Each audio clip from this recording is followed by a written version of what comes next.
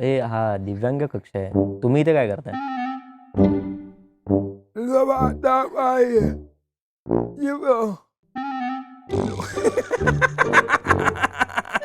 हे खूप वाईट आहे मला माहिती आहे, पण मला प्रयोगाला पोचायचं होतं. तू माझ्याकडे आलास, मग मी तुला असं केलं हाय, आणि मग तू बॅट माझ्या डोक्यात घातलीस आणि पप्पा हसत होता.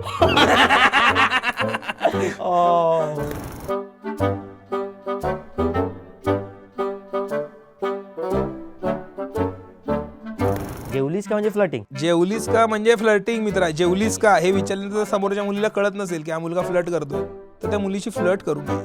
तुमचं जसं जसं वय मोठं होत जातं ना, तसं तुम्हाला भजन, कीर्तन, अभंग, प्रार्थना हे खूप जवळचे वाटायला कारण शब्दांचे अर्थ कळायला लागतात ना हा. मित्रा. आधी फक्त हेच असतं. आधी असं ते आता- हो पप्पा बंद करा हो, हा, काय काय असतं काय ते? करा.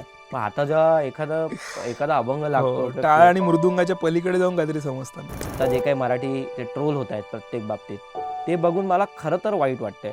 कारण मला असं वाटतं की तुम्ही एकतर मराठी म्हणून नेहमी सांगत असता, प्रेम देत असता आम्हाला.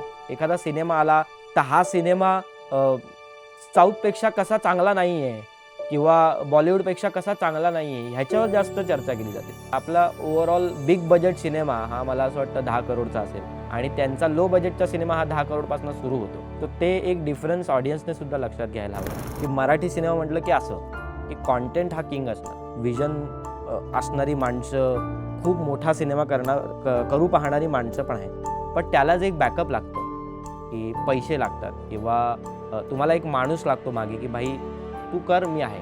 तर ते मला असं वाटतं की ते मराठी सिनेमात कुठेतरी कमी आहे. मला असं वाटतं प्रथमेशच्या आयुष्यात जेव्हा जेव्हा काही चांगलं घडतं तेव्हा त्याला ताप असतो. हो, हे खरं आहे. डोक्याला ताप घेऊन मी चांगलं काम करतो. या सेगमेंटची सांगता करताना आमच्या डोळ्यात पाणी येत आहे, कारण आमचं गप्पा मारून पोट जरी भरलेलं असलं तरी मन भरलेलं नाहीये.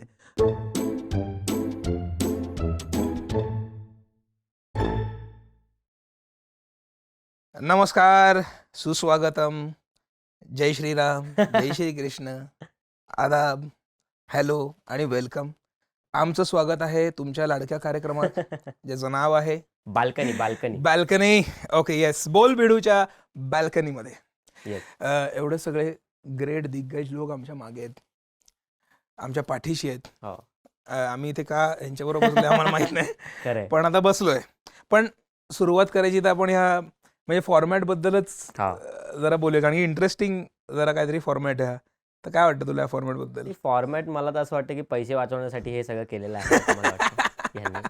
की अरे इंटरव्ह्यू करायचा पण इंटरव्ह्यू घेणारच नाहीये, हो, याला काय अर्थ नाहीये. म्हणजे ते फारच मला असं वाटतं की बोलून थोडंसं बजेट वाचवण्यासाठी हे केलेलं आहे.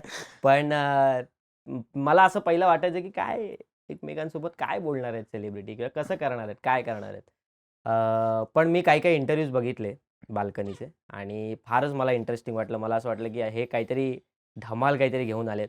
आणि मला पहिल्यांदा असं वाटलं होतं की माझा जर बाल्कनीमध्ये इंटरव्ह्यू झाला तर तो मनमीत बरोबर होऊ नये. आणि तोच माणूस माझ्यासमोर बसलेला आहे आणि आमच्या ज्या बाल्कनीच्या चर्चा आहेत त्या आम्ही थोडा फिल्टर करून तुमच्या समोर आणण्याचा प्रयत्न करू. हो. आज हे बघ, हो, हे लक्षात ठेव हो, की मी तुझा अनेक वर्ष मित्र आहे. हो, आपण खूप जवळचे मित्र आहोत. हो, त्यामुळे माझ्याबद्दल काय प्रश्न आला त्याच्याबद्दल उत्तर द्यायचं झालं, हो. तूच मला विचारणार आहेस. हा. असं काही कोण विचारणार जरा नाहीये. जरा सांभाळ. हा, बाल्कनीत होता आपण. पटकन पडू. रूम मध्ये असतो तर ठीक आहे, बाल्कनीत उघडं फिरायला नको. हा? चला, हा. उघडं आपण एकमेकांना न पाडता येस, या इंटरव्ह्यूला आपण सुरुवात करूया. येस. तर पहिलं तर आम्ही आता- सांगू इच्छितो की पहिलीच लाईन मनमीत विसरलेला आहे. ती अशी होती की मुंबई लोकल निमित्ताने आम्ही अरे इथे हो. आलो. अरे ते पण आहे, ते पण आणि आहे. प्रमोशन करायला आपण इथे हा, आलेलो आहोत. हा, नाही, नाही, बरोबर आहे. आणि मुंबई लोकल हा आमचा सिनेमा 1 ऑगस्टला रिलीज होतोय, ज्याच्यात मी आहे, मनमीत आहे, पृथ्वीक आहे, ज्ञानदा आहे आणि बरीच स्टारकास्ट आहे मोठी.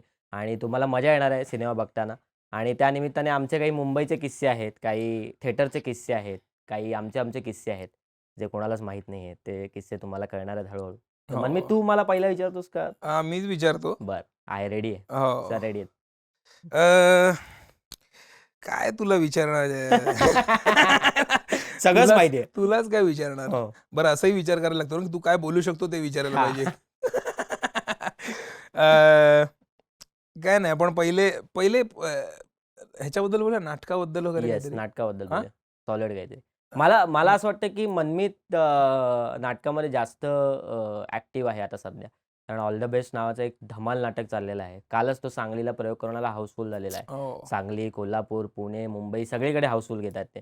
सो मनमीतचं नाटकावरचं प्रेम आणि मला ॲक्चुअली एक गोष्ट फार आवडते की मला काहीच बॅकग्राऊंड नव्हतं सिनेमाचं किंवा मलाच काही नाटकाचं बॅकग्राऊंड नव्हतं. पण ह्याच्या घरी मित्रांनो, ह्याच्या घरी अख्खी इंडस्ट्री ही राहायला असायची. अंकुश चौधरी, भरत जाधव, संजय नार्वेकर, अजून बरेच दिग्गज ह्याच्या घरी राहायला होते. तर तुला कसं वाटायचं रे घरी असे सुपरस्टार यायचे? कसं वाटायचं म्हणजे एकदम खरं सांगू, हां. मला आठवतच नाही. मी खूप लहान होतो रे. अच्छा. म्हणजे मयुरेशला बऱ्यापैकी त्यांचा म्हणजे चांगल्या पण वयातला त्यांना तू आठवतोयस. हो, हो, ज्या हो. ज्या सेलिब्रिटीजना तू हो, जरासा मस्तीखोर होतो मी हो. लहानपणी. हां. त्यामुळे काही लोक मला तर आपला आशिष पवार, हं, तो माझ्याकडे आलेला हं. काही वर्षांपूर्वी. मला जो माझा किस्सा दुसऱ्यांकडनं जे कळतात ना त्याच्यातला किस्सा आहे, तो मला आला आणि मला म्हणाला, "अरे मनमीत, कसा आहेस? बरा आहेस ना?" घाबरत होता हां. का? मी त्याला विचारलं, "काय झालं रे दादा, तू असं घाबरून घाबरून का बोलतोस माझ्याशी?" म्हटलं, "अरे नाही, तुला आठवत नाही का?" म्हणलो, "नाही." "अरे मी एकदा घरी आलो होतो तुमच्या आणि तू असाच क्रिकेट खेळत होतास. तर मग तू माझ्याकडे आलास. मग मी तुला असं केलं, हाय, आणि मग तू बॅट माझ्या डोक्यात घातलीस." हो. बॅट डोक्यात घातली? बॅट मी त्याच्या डोक्यात घातली. त्याला एवढं टेंगूळ आलेलं आणि पप्पा हसत होता. ओह! अरे बापरे! डेंजर. बापरे! तर असं नाही, पण मला मला एक अजून एक गोष्ट जाणून घ्यायची आहे, की तू जसा ग्रो होत चाललेला आहेस, तर त्याचं तुला असं वाटतं, की तू घरी एवढे ॲक्टर्स यायचे, रायटर्स यायचे, डिरेक्टर यायचे. त्यांचं ऐकून काय कसं होईल, पुढे कसं आपण करू शकतो काम आणि त्यांच्याकडनं तुला थोडं तरी म्हणजे आपण लहानपणी जास्त शिकतो ना. हो, असं असतं, की लहानपणी तुम्ही जे ॲब्झॉर्ब करता किंवा तुमच्या डोक्याला जे कळतं, ते बरोबर. त्यावेळी खूप मोठं असतं. म्हणजे आता आपण शिकतो हो. किंवा आपण प्रयत्न करतो. पण ते लहानपणी जे शिकणं आहे ना, ते आता फार प्रयत्न आतलं मूल जिवंत ठेवण्यासाठीच असतो. हां, ॲक्चुअली. तर आधी तो त्यावेळी ते नव्हता. मूल आपोआप शिकत असतं. हो. तर त्यावेळी तुला कशी मदत झाली किंवा त्यावेळी तर कळत नसेल, पण आता तुला हो. असं मागे वळून बघताना कसं वाटतं? नाही, मला तर वाटतं, की मदत तर अर्थातच खूप झाली. हं. म्हणजे माझं निरीक्षण चालू जरी असलं, तरी निरीक्षण होण्यासाठी काहीतरी समोर तर पाहिजे. हं. तर ते जे समोर होतं, त्या तालमी ज्या मी लहानपणी बघायचो किंवा मी जे ॲक्टिंग वर्कशॉप्स केले किंवा जे माझे दैवत आहेत, प्रशांत नामले, भरत जाधव, तर ह्या सगळ्यांची नाटकं मला बघायला मिळाली लहानपणापासनं. हं. तर ते जे संस्कार माझ्यावर झाले ते माझ्या मते मला खूप फायद्याचे ठरले. आणि अभिनयात मदत म्हणशील तर मला तर वाटतं, की म्हणजे तसं तर acting cannot be taught, correct. Hmm. But acting can be learned. Hmm. असं असल्यामुळे अभिनय मी शिकायची माझी जेवढी इच्छा होती ना, तेवढंच मला युनिव्हर्सनी ते शिकायला दिलं पण आहे. हं. सो त्या बाबतीत मी फार लकी असं मी म्हणेन. बरोबर. पण खास तर माझीच आहे. ती तर आहेच हो, म्हणजे हो, त्याच्यात तर हो. काय मनमीतचं जर तुम्ही म्हणजे मुंबई लोकल तर बघाच तुम्ही सगळ्यांनी. पण मला असं वाटतं की जर जर तुम्ही ऑल द बेस्ट बघितलं नसेल किंवा जुन्या संचातलं बघितलं असेल, तर नवीन संचातलं येऊन बघा. हे पोरं जी आहेत ती सगळी धमाल करतात. आणि हा आहे, मयुरेश आहे, निखिल करतोय आता. हो. सो फार वनमाला मस्त. अरे वेंदेमोर कॅरेक्टर्स मजा आहे. येते म्हणजे ऑल द हो. बेस्ट बघायला. मी स्वतः 4 वेळा बघितलेलं आहे मित्रांनो. सो तुम्ही नक्की जाऊन बघू शकता. आणि आता आहे आमची जर्नी अशीच सुरू आहे. मला असं हो. वाटतं पण आणि मला हे सांग ना, म्हणजे म्हणजे माझा आता जसा असा बॅकग्राऊंड होता, तसं तुला तसा बॅकग्राऊंड बिलकुलच नव्हता. नाही, नाही. म्हणजे माझ्या मते 11वी पर्यंत तर तुला माहीत पण नव्हतं, की हो, तू ॲक्टर होणार हो. आहेस. खरं आहे. जे मला ऑलरेडी तुला पहिलीतच हां. कळलं होतं, की मी ॲक्टर होणार आहे. हां. तर म्हणजे माझी पहिली त्याच्यानंतर 11वी पासून सुरू झाली होती. हां, पण तुझी ग्रोथ हं, जी मी एवढ्या वर्षात केली, तेवढी तू ती 3 वर्षात केलीस रे. हं. तर मग तो म्हणजे त्याचा काय प्रवास आहे? तो ॲक्चुअली आपण कधी बोललो नाही रे. नाही, हे ग्रोथ ग्रोथ नाही म्हणणार मी. मला असं वाटतं, की माझं जे हंबल, मॉडेस्टी हां, अँड ऑल. हां. तर नाही नाही, नाही, नाही. खरंच आहे, पण ते ग्रोथ नाही म्हणणार मी. पण मला असं वाटतं, की मला सगळ्यात जास्त सिच्युएशनने शिकवलेलं आहे. म्हणजे परिस्थिती जे शिकवत गेलेली आहे ते माझ्यात ॲडॅप्टेशन खूप आहे. म्हणजे मला असं वाटतं की मी जे आता असं बघतो की 11वीला एक मुलगा आला डहाणूकर कॉलेजमध्ये, सगळे आजूबाजूला सगळे असे खूप शिकलेले आणि इंग्लिश पटापटा बोलणारी माणसं आहेत आणि ते त्याच्यावरनं मराठीही मला धड येत नव्हतं. त्या त्या अवस्थेत मी डहाणूकर कॉलेजला गेलो आणि त्या मराठीला मराठी बोलणारा, पाणीला पाणी बोलणारा म्हणजे दगडू बनून हां, तू दगडू म्हणून बेसिकली मी बेसिकली डहाणूकरला डहाणूकरला आलास. आलो होतो, ॲडमिशन घेतलं होतं आणि मला आठवतं की त्यावेळी आम्ही असे वर्गात बसलो होतो आणि इंग्लिशमध्ये काहीतरी सुरू होतं त्यांचं. ते काय बोलत होते आम्हाला काही कळत नव्हतं. आम्ही आपापसात गप्पा मारत होतो आणि कोणतरी मुलगी आली, मला वाटतं पूनम बिष्ट नावाची आमची सीनियर होती. ती आली आणि ती म्हणाली की नाटकात भाग घेणार का वगैरे, वगैरे आणि तिने असं एक वाक्य म्हटलं की नाटकात तर तुम्हाला भाग घेता येईल आणि अटेंडन्स पण मिळेल. म्हटलं मी म्हटलं अटेंडन्स मिळत असेल तर भाई आपण आपण रेडी आहे. आणि मग तिकडे गेल्यानंतर लोक म्हणाले, की मग तिकडे गेल्यानंतर असे खूप खूप रे म्हणजे 60-70 मुलं आणि त्याच्यात आपण असे बसलोय आणि सीनियर जाऊन फुल ॲटिट्यूडमध्ये वगैरे बोलतायत, की नाटक काय असतं वगैरे, वगैरे. मला असं होतं की तुझे अटेंडन्स सीनियर वगैरे तर म्हणजे तासणारे पण अरे, होते ना? अरे! तासणारे म्हणजे आम्ही तरी खूप तुम्हाला तर अ, आम्हीच ऑलमोस्ट सीनियर होतो. तुम्ही पण आम्हाला तासला हां, पण आहेतच. ते नको आता इथे पण बोलायला. तर आम्हाला तर म्हणजे सीनियर म्हणजे मारायचे-बिरायचे. काय म्हणजे बोलतोय? एकाने ते हेल्मेट वगैरे असं माझ्या बाजूने गेलंय वगैरे असं सगळं आम्ही अनुभवलेलं आहे. साधारण व्हिप्लॅश चाललेला हां. म्हणजे. हो, हो. ॲक्चुअली. पण त्याच्यातनं मला मला असं वाटलं, की त्यावेळी असं विचारलं, की बॅकस्टेज कोण करणार? तर माझा हात वर होता. ॲक्टिंग कोण करणार? तर आपल्याला नको बाबा. अच्छा. ॲक्टिंग नको भाई. ॲक्टिंगमध्ये ते बोलायला लागतं. मग ते समोर मग मला ते घाम वगैरे येतो खूप. मग आपल्याला काय बोलायचं कळत नाही वगैरे, वगैरे. असं सगळं मी त्या स्टेजला होतो बाप रे 11वीला. बाप! आणि मग नंतर 11वीला ना आम्ही ते इम्प्रोव्हायझेशन्स वगैरे करायचो ना.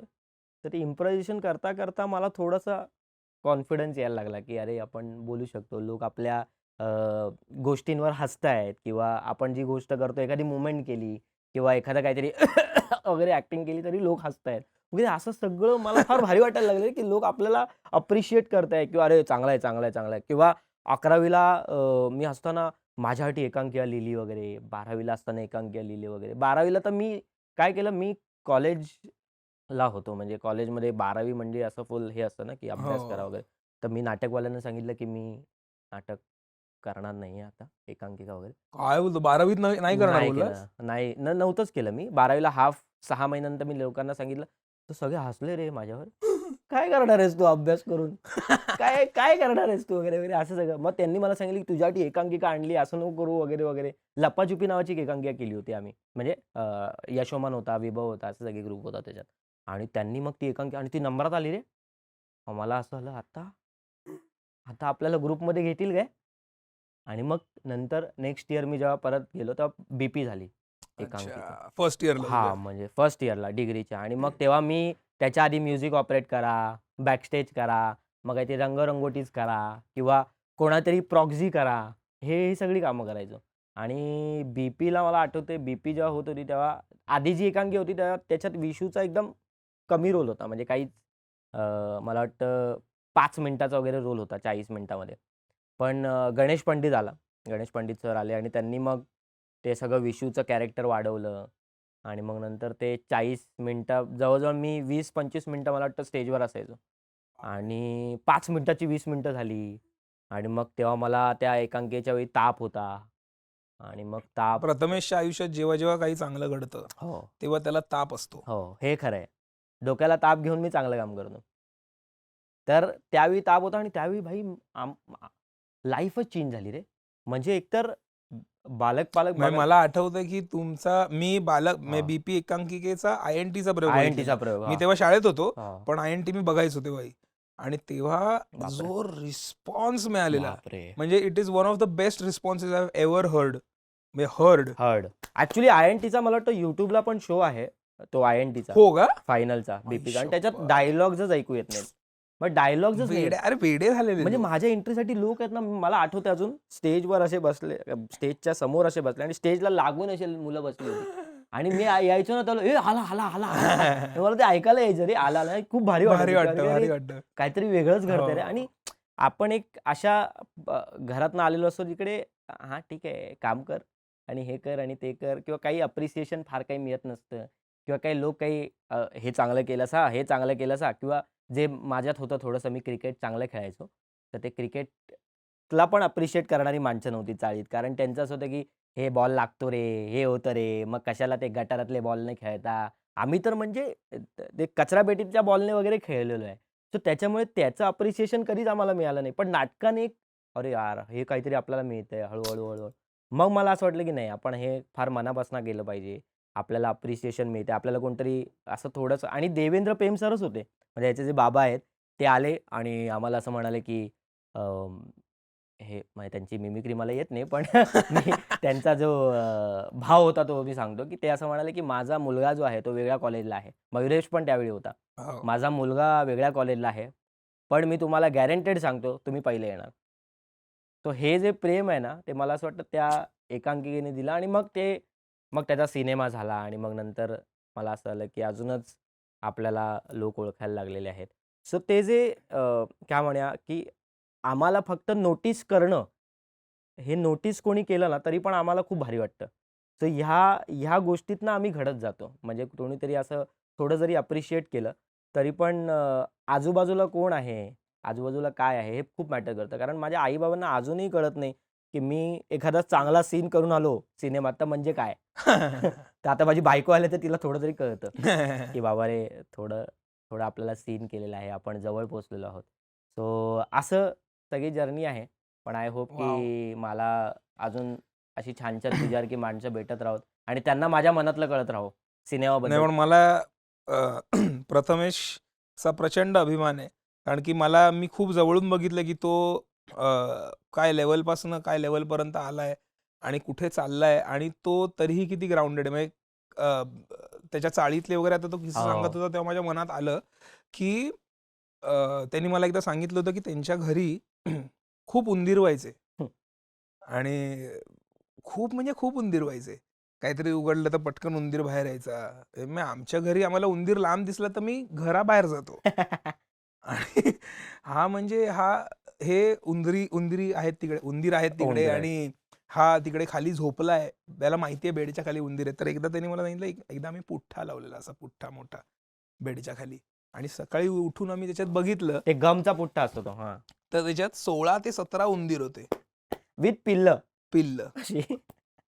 मी बोललो, "काय बोलतोस तू पत्या?" आणि तो इतका नॉर्मली सांगत होता, ते सोळा होता. एकदा तर असं झालेलं, की मी झोपलोय. रात्री मला जाग आली. म्हणलं, "काय टोचतंय?" बघितलं तर उंदीर पाय कुरतडत होता. तर म्हणजे ह्या लेव्हलपासून तो इतकी मेहनत करून आलाय. तर भाई, I am so proud of you baby. Yes. I love you. I love you too. Yes. हे आमचं प्रेम आहे ॲक्चुअली हो. एकमेकांवर आणि हे प्रेम जे आहे ते आम्ही मला असं वाटतं टाईमपासपासून आमची जर्नी सुरू झाली होती. हो. टाईमपासला आम्ही खरं तर म्हणजे आपल्यात 7 एक वर्षाचा डिफरन्स हो, आहे. आरामात. पण तरी म्हणजे माझ्या मते आपण एकदम समवयस्क असल्यासारखेच हो. बोलतो. ॲक्चुअली नेहमीच. नेहमीच मला असं वाटतं आणि त्याची जी सुरुवात आहे मला असं वाटतं टाईमपासने केली होती. हो. आणि आता मुंबई लोकल हा प्रवास सुरूच राहणार आहे मला असं हे वाटतं. मुंबई लो बरं हे मुंबई लोकल, मुंबई लोकल. हां, मुंबई मुंबई लोकल, लोकल मुंबई हां. लोकल. थांबा जरा मुंबई मी लोकल मी हां. ॲक्चुअली तू आहेस सटल वेने येत होतो मुंबई लोकल. तू ए मुंबई लोकल मुंबई लोकल म्हणलं. आता अरे लगेच मी त्याच्यावर आपण येतोय. प्रश्न घेऊया ना. मी येतोय आज हां, मुंबई गपचूप. लोकल एक August Mumbai local, Mumbai local. तर मुंबई लोकलबद्दल मला सांग. आता आपण मुंबईत तर राहिलोय तर आपण प्रत्येकजण मुंबई लोकलमध्ये प्रवास तर आपण केलेलाच आहे. येस. तर म्हणजे तुझ्या स्मरणात असलेला तुझा एक असा सगळ्यात बाप किस्सा किंवा मुंबई लोकल इन जनरल ह्याच्याबद्दल तुला काय वाटतं? किस्से तर आपण ऐकलेले आहेत. मुंबई लोकलबद्दल तुला काय वाटतं? आणि मुंबई लोकलबद्दल एकतर प्रेम आहे आमचं. हो. मुंबईवर आणि मुंबई लोकल. लाखो लोकांना ती रोजगार ॲक्चुअली देते. ॲक्चुअली देते. तू विचार कर ना, आता हळू-हळू मला असं वाटतं, की मुंबईतली जी माणसं ती मुंबईच्या बाहेर राहायला जायला लागलीत. म्हणजे हळू तुम्ही बघत असाल तर मराठी सिनेमे पण एक साधारण लालबागला जे चालायचे, म्हणजे अजूनही लालबागला बऱ्यापैकी चालतात. हं. पण ते आता पनवेलला चालायला लागलेले आहेत. कल्याणला चालायला लागलेले आहेत. हो. अशा ठिकाणी असा जो भाग आहे ना, तिथे मराठी माणूस खूप गेलेला आहे. आणि त्याला जर मुंबईत आणायचं असेल, तर मुंबई लोकल एक मला वाटतं एक वाहतुकीचं साधन आहे, जे ते त्यांना इथपर्यंत आणतं आणि बरोबर. त्यांच्या कामासाठी. मग ते जेव्हा येतात तेव्हा असं वाटतं, की ते त्यांचं एक मला फार आवडतं, हो. की बरेच लोक, "अरे, आम्ही ना लालबागला राहायचो रे. आम्ही ना इथे राहायचो रे, आम्ही ना तिथे राहायचो रे. तर ती जी आठवणी आहेत ना, मला असं वाटतं मुंबई कुठून कुठून येतात लोक अरे भाई. कुठून येतात. म्हणजे आपला आमचा नाट्यमंडळ मधला एक मित्र आहे रंजन हां. नावाचा, तो हो. सफाळ्यावरनं येतो. बापरे! त्याला पार्ल्याला कॉलेजला यायलाच जवळ 2 तास लागतात. 1.5-2 तास. हो. त्याला गुजरात पार्ल्यापेक्षा जास्त जवळ आहे. हे खरं आहे. हो, हे खरं हे खरं आहे पण. आणि खरंच आहे पण. आणि तरी तो येतो यार. पण तेच आहे ना, की तुम्हाला स्वप्न बघण्यासाठी मुंबईत यावं लागतं. तुम्हाला जर स्वप्न बघायची असतील, तर भाई तुला मुंबईत यायचंय आणि मुंबई काय आहे? म मला असं वाटतं, की मुंबई लोकलचे जे डब्बे आहेत ना, त्याच्यात पण जे लोक चढतात, ते एकमेकांना मदत करून जे म्हणजे मी एक व्हिडिओ फार छान बघितलेला होता, की दरवाजावर उभे असणारी काही माणसं असतात. डोअर कीपर्स जे असतात, की मी इथे उभा राहणार आणि हा इथे उभा राहणार. ते अख्खी अख्खा डब्बा गच्च भरला तरी ते दोघं तर तिकडे तिकडेच असतातच. असतात. म्हणजे उतरून ते परत हो, तिकडेच परत राहतात. चढतात तर तिकडे. त्यांचा एक बरोबर. रिस्पेक्ट असतो. भाई हो. ये इधर ये रहेंगे. जगह अपना है. हां. तर ते ते मी बघत होतो व्हिडिओ, की त्याच्यात एक माणूस बिचारा कामाला जात होता. त्याला बहुतेक लेट झाला असेल आणि तो असा हात वर करून त्या वरच्या पत्र्याला पकडलं, त्याने हँडलला पकडलं वगैरे, वगैरे. आणि तो जो डोअर कीपर होता, त्याने हलकं त्याला फक्त असा पायाने सपोर्ट दिला. तर ते मला फार भारी वाटलं, की मुंबई लोकल एक अशी हो. म्हणजे अशी गोष्ट आहे जी आपोआप सगळ्यांना सामावून घेते. ती हो. गर्दी मी अनेक असे व्हिडिओ बघितले, की ज्याच्यात म्हणजे लोक स्वतःच्या जीवाचा विचार न करता हो. दुसऱ्यांची मदत करायला मग जातात. बापरे! कुणीतरी कुठेतरी पडलं किंवा काय झालं, अरे असे म्हणजे अशी ट्रेन येते आणि माणूस डायरेक्ट ट्रॅकवर उडी मारून तिने बाईला वर टाकलं आणि आला आणि ट्रेन आली. ट्रेन आली. असे वगैरे लेवल म्हणजे तिकडे ती वेगळी स्पिरिट आहे ती मुंबईची. ॲक्चुअली मला असं वाटतं, की मुंबई एक असंच असंच एक शहर आहे जे भेंडी ते असं थोडं सगळ्यांना सामावून घेतं हां स्वतःत. आणि एक वेगळंच काय म्हणूया, एक वेगळीच एनर्जी आहे रे. हो, हो. म्हणजे ती आणि ती रिप्रेझेंट करणारी मुंबई लोकल आहे. म्हणजे कितीही गर्दी असली, काय म्हणजे माझी बायको पण अजून मुंबई लोकलने प्रवास करते. सो ती किती गर्दी असली, काही असली, तरी एकमेकांना सांभाळणं. हो. एखादी ट्रेन मिस झाली, तर लोक एकमेकांना गाईड करतात, एकमेकांना सांगतात. स्पेशली मला असं वाटतं पावसात मुंबई लोकलची जी हालत होते, ती फार डेंजर असते आणि त्याच्यात लोक एकमेकांना सांभाळून घरी पोहोचले का किंवा काय केलंय का हे सगळं मला असं आणि बऱ्याच फ्रेंडशिप ज्या आहेत त्या मुंबई लोकलवर मध्ये झालेल्या असतात. जशी आपली आशिष आणि हो. याची मैत्री आहे या कॅरेक्टरची. काय तुझ्या कॅरेक्टरचं नाव? विसरलो. नावच विसरलास हां, कॅरेक्टरचं माझ्या. हां. होऊ तर ते रिलीज त्याच्यानंतर विसर. काय रे दर्शन, दर्शन, दर्शन. दर्शन वा. हं. तर दर्शन आणि आशिषची जी मैत्री ती तशीच झालेली आहे हो. ट्रेनच्या डब्यामध्ये. पण अनेक लोकांची तशी होते कारण त्यांची ट्रेन ठरलेली असते. हां, म्हणजे जर टायमिंग. आज माझी 7:17ची आहे, मला 7:30ला जर एकीकडे पोहोचायचं आहे पुढच्याला, तर मी 7:17ची ट्रेन पकडतो. तसेच लोक बाकीचे ती सेम ट्रेन रोज पकडतात. त्यामुळे सेम लोक रोज भेटतात. फक्त आमच्या मुंबई लोकल फिल्ममध्ये तेव्हा प्लस पॉइंट असा होता, की तेव्हा ते हे आपलं काय म्हणतात त्याला डबडं फोन. हां, हां, हां. फोन नव्हता. बरोबर. मोबाईल नव्हता. Instagram नव्हतं. सोशल मीडिया नव्हतं. त्यामुळे लोकांना झक मारून एकमेकांशी बोलायला लागायचं.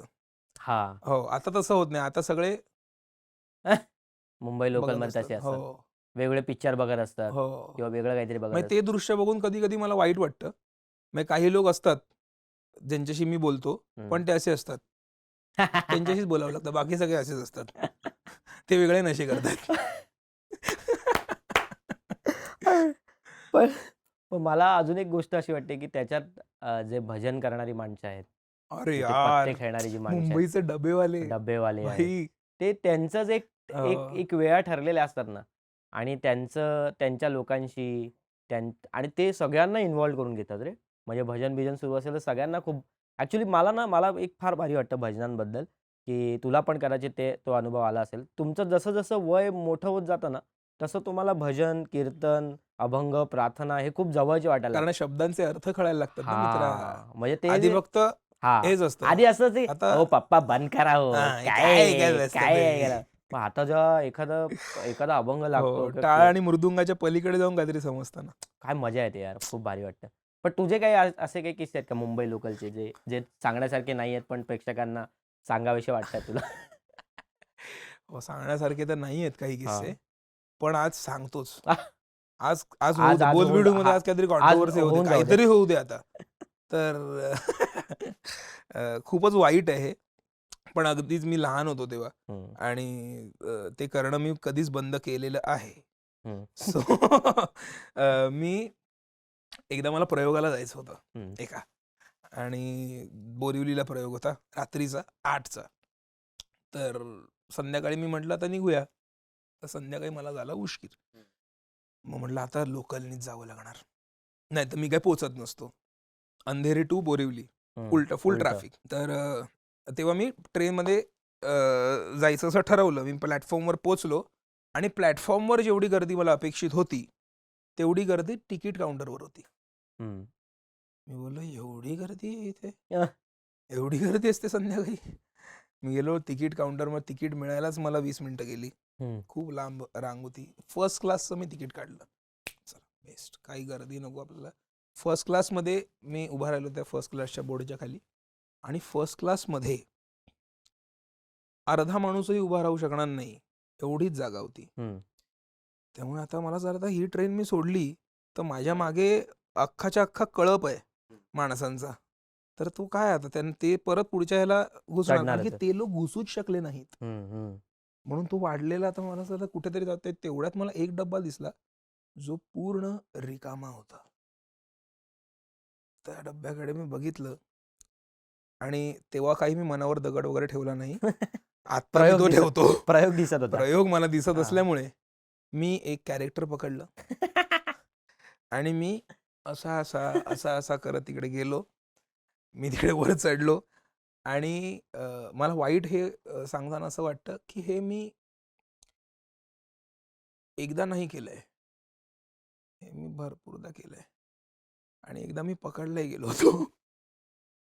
आणि ऍक्च्युली मी टीसी एकदा असतो मी तर पहिल्यांदाच पकडला. ह्या acting या ला जर एवढा अपंग माणूस नाहीये, हे हा कॉमेडी माणूस हा वाटतोय. डोक्याने अपंग आहे. तर एकदा मला पकडला यार, कारण की मी ट्रेनमध्ये चढल्यावर झालं ना मला, आता चला हा तसं झालं, मग बघायला लागलो. आणि मग तिकडचा बाजूचा माणूस आला आणि मला बोलला हा दिव्यांग कक्ष आहे, तर तुम्ही इथे काय. माझी वाट लागली बाई, फाटली माझी. मी आता काय करू. तर मग मी त्याला असं उत्तर दिलं, मला आता विचारतो. ए हा दिव्यांग कक्ष आहे, तुम्ही इथे काय करताय?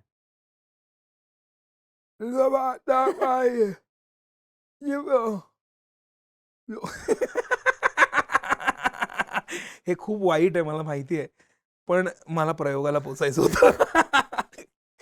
आणि हे मी परत नाही करणार आहे. त्याच्याऐवजी मला असं वाटतं की थोडं वेळेत निघालं असतं, वेळेत पोचेल असं नाही वाटत तुला? हे सगळं करण्यापेक्षा वेळेच्या आधीच निघायला पाहिजे. वेळेच्या म्हणून तर आता मी सगळीकडे वेळेत पोचतो. हो क्या, तर ह्या मुद्द्यावर आपण नंतर बोलूया. कारण जेव्हा केव्हा आम्ही घरी घरी भेटतो एकमेकांच्या, माझ्या घरी कॅरम, चेस जो मनमीतला खूप आवडतो त्याच्यासाठी हो. आम्ही भेटतो. आणि जेव्हा जेव्हा ह्याला मला 6 वाजता बोलवायचं असतं, मी ह्याला 3 वाजता बोलवतो. आदल्या ह्याला सांगतो दिवशी की आदल्या दिवशी की 3 वाजता ये, तर हा 6 वाजता पोहोचतो आणि नंतर आमचे हो. गेम सुरू होतात. आता मला गणित कळलेलं आहे त्याचं. हां. तो मला सांगतो आपल्याला भेटायचा आज 2 वाजता ये. म्हणतो ओके, आणि उद्या संध्याकाळी 5 वाजता मी पोहोचतो. आता मला गणित कळलेलं आहे. आणि त्याच्यानंतर हा हारतो आणि हां? जर हा हरत असेल तर तो गेम बंद होतो. म्हणजे आमच्या घरी आम्ही कॅरम खेळलो, कॅरममध्ये हा हारला. त्याच्यानंतर अरे पण तू पण तुला किती वेळा हरवलंय कॅरम मध्ये? हा ते हरवलं असेल, पण माझं काय म्हणणं आहे की कॅरममध्ये हारल्यानंतर हा म्हणाला मला चेस खेळता येतो म्हणून. मग आम्ही चेस खेळलो. तर चेसमध्ये साधारण एक 3ऱ्या मिनिटाला ह्याला कळलं. ह्याचा ना घोडा पुढे जातो ना हत्ती पुढे जातो ना कोणी पुढे जातं. तर तेव्हा ह्याला कळलं की आपण आता हारतोय. त्याने मोबाईल-बिबाईलमध्ये बघायची ॲक्टिंग केली आणि मग 4थ्या मिनिटाला ह्याने डायरेक्ट डाव पलटवला. असे घोडे-बिडे पाडले माझे, की नाही, नाही, नाही. मी म्हटलं होतं की वादळ आलं. कॅरममध्ये विश्वनाथन आनंदला मी हरू शकतो असं मी म्हटलं होतं, असं तो म्हणाला. म्हटलं वाह! कॅरम मध्ये मी विश्वनाथन आनंदला हरवू कारण शकतो. त्यांना येतच नसेल ना.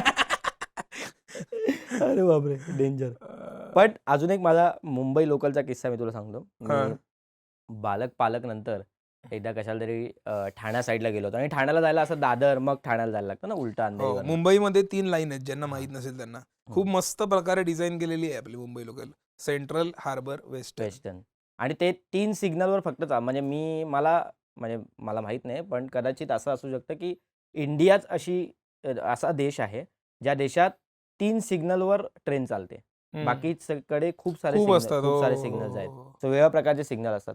सो त्यावेळी मी ठाण्याला जायचो आणि ठाण्यावरनं मी येताना खरंच ॲक्च्युली थोडे पैसे नव्हते माझ्याकडे, म्हणून म्हटलं की ठीक आहे आपण जरा विदाऊट तिकीट जाऊन बघू वगैरे. हो हो तर आपले दादर प्रेक्षक चांगले आहेत. आपण आधीचे केलेले सगळ्या कुकर्मांना आज ते माफ करणार आहेत. माफ करतील. येस. हो. तर खरंच पण माझ्याकडे पैसे नव्हते. अजून एकदा कन्फर्म करून सांगा. तर मी ॲक्च्युली विदाऊट तिकीट प्रवास करत होतो त्यावेळी आणि दादरला नेहमीप्रमाणे टी-सी उभा होता आणि माझं फार असायचं जेव्हा आपण नाटकातले ना, तर ॲक्टिंग आपल्याला खूप येते असं आपल्याला वाटत असतं. हो.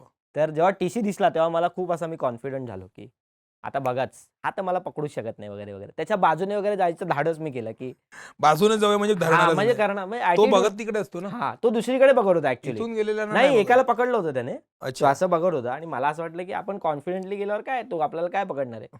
आणि असा तो बघत होता आणि मी असा गेलो असा ब्रिजकडे मी जात होतो आणि त्याने मला असा पकडला. "इकडे ये रे जरा. इकडे जरा मागे ये." ते करून मला उभं केलं. म्हटलं, "सर काय आलं?" अ, "तिकीट." इनोसेंट. हां, इनोसंट. म्हणजे एक आपल्याकडे आहेच, आलो सर. की "काय आलं सर?" हां. ते म्हणले, "तिकीट." म्हटलं, "तिकीट?" वॉलेट-बिलेट काढलं. विचार करतो एवढ्या ते सगळ्यात. हां, की आता आता काय काय करायचं? करायचं ते पुढे? नाही तर आहे आपल्याला माहिती आहे.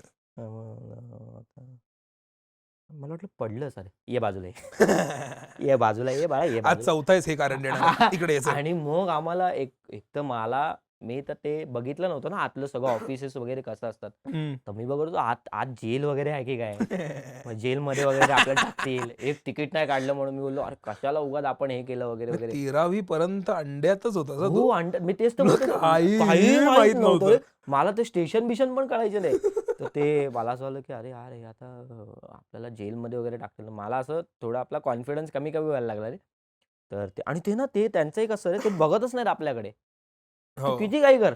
ते असे असतात. त्याच्या काय, "हां, चल पैसे दे, हो. पैसे दे." जोपर्यंत हवी ती अमाउंट कानावर पडत नाही पडत नाही तोपर्यंत तोपर्यंत ते नजर-नजर बघत होत नाही. होतच नाही. ते बघतच नाहीत. हो. मला असं वाटलं, की बघतच नाहीत, हे नाही, ते नाही. पण मी म्हटलं, आता काहीतरी बोलायला लागेल ना. म्हटलं, "सर, तुम्ही ते बालक-पालक बघितलंय का? बालक-पालक?" मग ते म्हणले, "हां, बघितलंय. त्याचं काय?" त्याच्यात तो विशू होता ना, तो मी आहे. मग त्यांनी माझ्याकडे बघितलं. रागाने बघितलं का? नाही, नाही, असं त्या आश्चर्य आणि राग घाणेरडं असं शिकवणाऱ्या त्या हां. पोरांना तूच ढिच्चाक-ढिच्चाक शिकवणारा तूच होतास का? तर त्यांनी असं बघितलं रे आणि का तू विदाऊट तिकीट फिरतोयस वगैरे असं सगळं त्यांनी केलं. म्हटलं, "सर सॉरी सर ॲक्चुअली मला थोडी घाई होती वगैरे, वगैरे, वगैरे." ते म्हणले, "ठीक आहे, ठीक आहे. 1 मिनिटं, 1 मिनिटं थांब." "ओह!" असं सगळ्यांना बोलवलं ऑफिसमधल्या. त्या सगळ्यांना माझ्याबरोबर फोटो काढायला लावले आणि मला सांगितलं, की "इथून पुढे दादर टू अंधेरी स्टेशनपर्यंत तिकीट काढा आणि मग जा." मग तिकीट काढलंस? तिकीट काढलं. नाहीतर मग परत अंधेरीला परत ऑफिसमध्ये बसा. परत पर त्यांना फोटो सांगा, काढा. मी ढिच्चाक-ढिच्चाक शिकवणारा मीच आहे वगैरे. तर ते मी सगळं नाही केलं. मी म्हटलं फोटो काढले आणि देव माणसासारखे त्याने विदाऊट पैसे घेऊन मला त्याने सोडलं. वाह! सो हा एक मुंबई लोकलचा माझा अविस्मरणीय किस्सा आहे. खरंय, खरंय. जो पण मुंबई लोकलमध्ये ट्रेनमध्ये घडणाऱ्या गोष्टीची ही कथा आहे. ट्रेनची कथा नाहीये. हं, ट्रेनमध्ये घडतं प्रेम. प्रेम.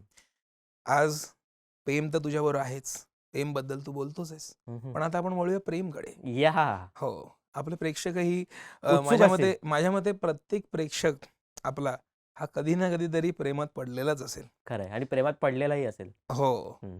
काही म्हणजे तोंडावर पडलेले असतील.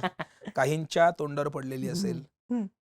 त्यामुळे तू पडलायस, तुला पडली आहे. काय मला जरा तुझ्या प्रेमाचा एक प्रवास सांग की? नाही माझा प्रेमाचा प्रवास तर खरं तर आता टाईमपास थ्रीला सुरू झाला होता. आणि क्षितिजा जेव्हा म्हणजे माझी बायको जी आहे, हो. ती तिच्या एक पोस्ट मी Instagramवर बघितलेली होती. म्हणजे आपल्या मुंबई लोकलमध्ये जसं सोशल मीडिया वगैरे नाही आहे. पण सोशल मीडियाचे काही चांगलेही फायदे आहेत हो. आणि काही असेवाले पण फायदे आहेत वाईट जे हां, जे हां, म्हणजे वाईट वाईट गोष्टी तर पण आहेत. आहेतच. पण चांगल्याही अशा काही गोष्टी सोशल मीडियामुळे घडतात आयुष्यात. हो, की की डायरेक्ट लग्न होतं. डायरेक्ट लग्न होतं. मला ॲक्चुअली तिची एक पोस्ट आवडली होती. अ, हं. त्याच्यात तिने तो आणि पाऊस असं एक कविता लिहिली होती आणि फोटोशूटही केलं होतं तिने. तुला वाटलं तो तू आहेस. हां, तो मी आहे आणि पाऊस तर मला माहितीच होता. पाऊस तर प्रेमाचा पाऊस तर पडणारच आहे ह्याच्यानंतर. सो मी पहिल्यांदा जेव्हा पोस्ट बघितली तेव्हा मी नॉर्मल मेसेज केला, हाय. जाऊन सगळे फोटो-बिटो लाईक हां, केले लाईक तिचे. केले वगैरे. नंतर ते सगळं एकदम टिपिकल रे. एकदम, एकदम. कितीही पुढे जा, प्रेम टिपिकलच असतं रे. तर लाईक बिक केले वगैरे वगैरे. आणि मग नंतर मी तिला मेसेज केला की कुठे राहतेस त्याच्या तू? लाईकवर रिप्लाय नाही आला का? नाही, लाईकवर नाही आला रिप्लाय. आई मेसेज shit. करावा लागला, प्रॉपर मेसेज करावा लागला. मग ते कधीतरी परत एकदा लाईक करतो माहिती आपण. परत जाऊन लाईक करायचं. एकदा हो. लाईक केलेला फोटो डिसलाईक करून Dislike, परत परत परत like. लाईक. तर नोटिफिकेशन जाईल वगैरे हो. असं सगळं. तर पण तिला ते ते कळलं नाही. मग मी तिला मेसेजेस केले की हाय, तुझी कविता वाचली, खूप छान होती वगैरे वगैरे. आणि तूही फार छान आहेस वगैरे असं सगळं हळूहळू. मग जेवलीस का वगैरे हे सगळं टिपिकल आपलं. Direct flirting. हां, जेवलीस का म्हणजे फ्लर्टिंग असेल. फ्लर्टिंग मित्रा, महाराष्ट्रात हे राहतोस तू. हे जेनझी जे आहेस आहेत ना, कुठे? जेवलीस का म्हणजे फ्लर्टिंग. जेवलीस का म्हणजे फ्लर्टिंग मित्रा. जेवलीस ठीक का आहे. हे विचारल्यानंतर माझं आता समोरच्या मुलीला कळत नसेल की हा मुलगा फ्लर्ट करतोय, तर त्या मुलीशी फ्लर्ट करू नये. मग म्हणूनच कदाचित माझं लग्नाची सुरुवात माझी जेवलीस का पासून झालेली आहे. तर जेवलीस का मी विचारलं आणि ती म्हणाली की हां हां वगैरे. तू जेवलास का. ये ए पकडा. मी बोलला फ्लर्ट चलो. बॅक. हां, म्हटलं ये ये. काय पोरं छोट्या छोट्या गोष्टींनी खुश होतात ना. पोरांची मनं म्हणजे रे हळवी असतात पोरं, हळवी खरंच. असतात. खरंय खरंय. मुलींनी फक्त एक स्माइल दिली तर अख्खी रात्र जागतो रे आपण. काय माणसं होत आपण. असो. तर पुढे हम्म. जाऊया आपण. हम्म. तर त्याच्यानंतर आम्ही भेटायला लागलो. आणि आम्ही आधी ठाण्याला भेटायचो. मला असं वाटायचं ठाणे तिला जवळ पडतं आणि मलाही जवळ पडतं. मग काही दिवसांनी कळलं की आम्हाला दोघांनाही ते लांब पडतं. म्हणून मग आम्ही घाटकोपरला भेटायला लागलो. मग हो. पण घाटकोपरला हे सगळं तू भेटायचा तेव्हा मग तुला लोक वगैरे ओळखायचे ना तसे? मग मास्क घालून वगैरे अच्छा, मास्क भेटायचो. घालून. मास्क घालून वगैरे मग भेटायचो. तिने मग तुला विचारलं नाही कधी, तुला काय लाज वाटते मला भेटायला असं वगैरे? नाही, नाही. तिला माहीत होतं. मी मी तेव्हाही सेलिब्रिटी होतो रे. तिला माहीत होतं की लोक ओळखतील किंवा एक हा. एक असा जरी मास्क एक जरी काढला तरी लोक पटकन तिकडे. कारण ठाणे हे हो, घाटकोपर हे बरोबर मराठी माणसांचा एरिया आहे. सो त्याच्यामुळे बरोबर. ते पण पटकन तरी तुला ओळखायचेच लोक, तरी ओळखायचे. तुझे केस ॲक्चुअली तुम्हाला वगैरे सांगतो बघून. मी बऱ्याचदा ह्या माणसासोबत जेव्हा जातो, तेव्हा मला लोक खूप ओळखतात. हो. कारण हा माणूस विदाऊट हे मास्क आणि विदाऊट कॅप फिरत असतो आणि मी आपला मास्क आणि कॅप लावून फिरतोय. आणि ह्याच्यामुळे माझ्याकडे बघतात. हा हा आहे, मग हा हा हा आहे हाच असणार. आहे, हा तो आहे, तोच आहे म्हणजे हा हा हाच हाच असणार. आहे. आणि मग नंतर आमच्या दोघांबरोबर फोटो काढले जातात. पण बॅक टू द पहिलं प्रेम. हम्म. म्हणजे मनमीतवर प्रेम आहेच. पण क्षितिजा सोबत जेव्हा मी बोलायला लागलो, तेव्हा मला कळलं की ही खूपच चांगली मुलगी आहे. म्हणजे ती ज्या प्रकारचं काम करते, NGOमध्ये ती काम करते. सेन्सिबल मुलगी हां, आहे. सेन्सिबल मुलगी आहे. खरंय. आणि ती ॲक्चुअली स्वतः एकांकिका, नाटक केल्यामुळे तिला हो का? हो, ती ती एकांकिका आणि नाटक करायची. बर. सो तिची सगळी नाटकं मी बघितलेली आहेत. तर तर ती ती मला म्हणजे मला असं झालं की मला पहिल्यांदा असं कोणतरी भेटलं जे आपला सीन चांगला झालाय किंवा आपलं काम चांगलं झालंय हे ऐकणारं कोणतरी भेटलं. किंवा आपला सीन खराब झालाय हां, खराब झाला हे जास्त ॲक्चुअली हे ऐकणारं. ऐकलं पाहिजे जास्त. हां, ॲक्चुअली. तर ते कळणारं, ते समजणारा माणूस मला माझ्या आयुष्यात भेटला. सो मी म्हटलं की हे जे सोशल मीडियावरनं मला जी बायको सापडलेली आहे तिच्यावर असं ब्लू टिक करून आपण हिला ऑफिशियल करावं आणि मग आपल्या आयुष्यात नेहमीसाठी ठेवावं. वाव. आणि आता खरं तर मेन प्रश्न माझ्या प्रेमाबद्दल तर झालेला आहे. आणि मुंबई आता लोकल नाही, नाही, 1 नाही. ऑगस्ट मुंबई नाही, नाही, लोकल नाही, नाही, तुमच्या नाही, भेटीला येत आहे नाही, मुंबई नाही. लोकल 1 तुझ्या ऑगस्ट. प्रेमांबद्दल हा? म्हणजे मला तर माहितीच आहे. हा? पण रसिक प्रेक्षकांनाही जाणून घ्यायचं आहे की तुझं कोणावर प्रेम आहे का? आणि नाही. असेल तर किती खोटं बोलू इच्छितोस तू इथे? हे बघ, हां, खोटं तर मी बोलणार नाही. हां. प्रेम तर केलंय भाई मी आयुष्यात. बघतच नाही तुझ्याकडे. हां, तू आयुष्य पण continue. हा, प्रेम तर केलंय पण आता हा सध्या तरी माझं काही असं प्रेम बिम प्रकरण नाहीये. पाणी पाहिजे? मी खूप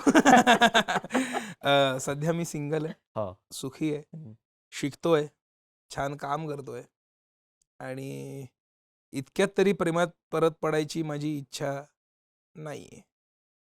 तू पण कसं मी तू कसं जाऊ दे, जो वय नको सांगायला. तू कसं असं लेट लग्न लेट केलंस लग्न केलं. हो. तसंच मी करणार आहे. खरंय, खरंय. तू भावाच्या पावलावर पाऊल ठेव. पण भावाच्या पावलावर पाऊल मला ठेवणार आहे. एक मात्र गॅरंटी देऊ इच्छितो मी इथे, की जो कोणी मनमीतवर प्रेम करेल किंवा मनमीत ज्याच्यावर प्रेम करेल, त्याची लाईफ सॉलिड असणार आहे.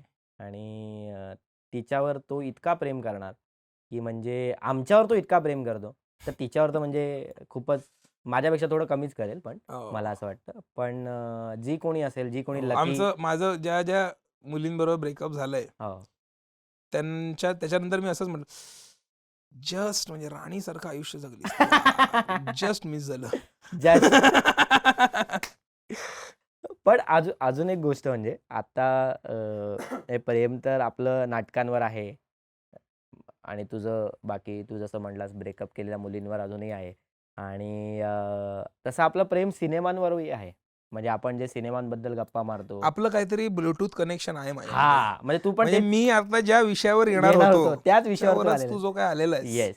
तर मला असं वाटतं की सिनेमांबद्दल जे आपण इन जनरल बोलत असतो की आतून एकदम की भेंडी हे असं करायला पाहिजे होतं, हे असं करायला पाहिजे होतं, हे असं व्हायला पाहिजे होतं. हो. स्पेशली मराठी सिनेमाबद्दल की मला असं वाटतं, मला असं वाटतं, हे असं मला सांग ना, की म्हणजे तू आता हिंदी चित्रपटांमध्ये पण काम केलंस, तू ताजा खबर केलीस, दृश्यम असे मोठ्या प्रोजेक्ट्समध्ये जेव्हा तू काम करतोस, तेव्हा म्हणजे तुला प्रामुख्याने जाणवणारी अशी कुठली गोष्ट आहे जी हिंदी फिल्म इंडस्ट्रीमध्ये चालते आणि मराठीमध्ये ती आली पाहिजे?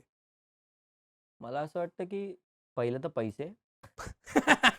कारण हो, हिंदीमध्ये खूप पैसे आहेत हो. आणि फ्रँकली म्हणजे जोक्स अपार्ट म्हणजे त्याचं काय आहेच पैशांचं.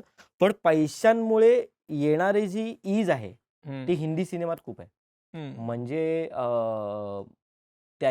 त्यांचं जे व्हिजन असतं, ते आधीच मोठं असतं आणि त्या मोठ्या व्हिजनमध्ये ते कुठलीतरी एक छोटी गोष्ट सांगू इच्छितात. हं. आपली गोष्ट खूप मोठी असते.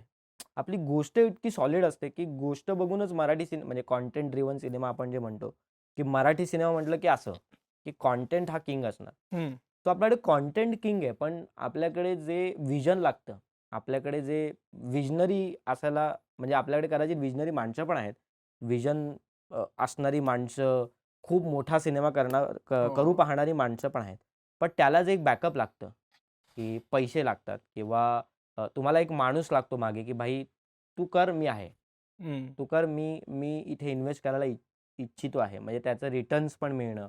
तर ते मला असं वाटतं, की ते मराठी सिनेमात कुठेतरी कमी आहे. मला असं वाटतं, की थोडंसं आपण मेकर्सना सपोर्ट करायला हवा आणि अजून एक गोष्ट मला असं वाटतं, की ऑडियन्सने सुद्धा तितकं प्रेमाने सिनेमाला एक्सेप्ट करायला हवं. म्हणजे आता आम्ही हं. कुठलीही पोस्ट करतो किंवा कुठल्याही प्रकारचा सिनेमा करतो किंवा आता जे काही मराठी जे कलाकार आहेत ते ट्रोल होत आहेत प्रत्येक बाबतीत. ते बघून मला खरं तर वाईट वाटतंय. कारण मला असं वाटतं, की तुम्ही एकतर मराठी म्हणून नेहमी सांगत असता, प्रेम देत असता आम्हाला हं. आणि जेव्हा असं काहीतरी मत कोणतरी मांडतं किंवा त्याच्या मनातलं काहीतरी तो बोलतो, तेव्हा तुम्ही ट्रोल करता.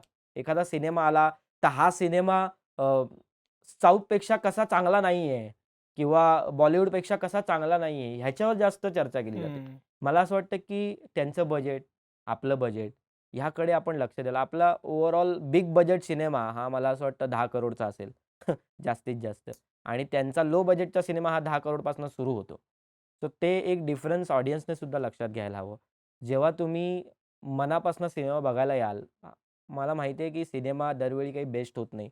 दरवेळी काही सॉलिड होत नाही. दरवेळी असं नाही होत, की हा कडकच सिनेमा आहे किंवा हा आउटस्टँडिंगच सिनेमा आहे. मी खूप हसलो, मी खूप रडलो, असं काही प्रत्येक वेळी होत नाही.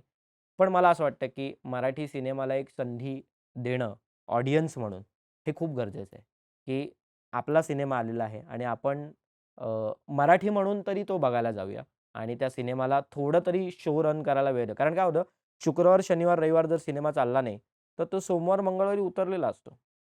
म्हणजे काही-काही सिनेमे तर शुक्रवार, शनिवार चालत नाहीत म्हणून रविवारी रिप्लेस रविवारीच उतरवतात. हो. रिप्लेस होऊन जातात आणि मग त्याची जागा एखाद्या बॉलिवूड सिनेमाने किंवा साऊथच्या सिनेमाने किंवा हॉलिवूड सिनेमाने घेतलेली असते. सो ती मला असं वाटतं, की प्रत्येकाने त्याच्यावर लक्ष द्यायला पाहिजे. एकतर प्रोड्युसर, एकतर जे डिरेक्टर्स आहेत त्यांनी, ॲक्टर्सने जबाबदारीने काम करायला हवं. जे मला असं वाटतं, की मी सुद्धा आता करायला लागलेलो आहे आणि बाकीचे ॲक्टर्स तर करतातच आहेत नो डाउट. पण तुला तुला असं सगळं म्हणजे असं वाटतं का, की आपण अ, खूप वेळ घेऊन एक सिनेमा केला पाहिजे? किंवा इकडे म्हणजे जी प्रोसेस आहे इन जनरल लोकांसमोर म्हणजे जसं आपण म्हणतो, की लोकांनी पण यायला पाहिजे, तरच पैसे लोक लावायला येतील इकडे. तसं आपल्या साइडनी पण आपण त्यांना एक खूप चांगला सिनेमा देणं, हे आपलंही कर्तव्य आहे.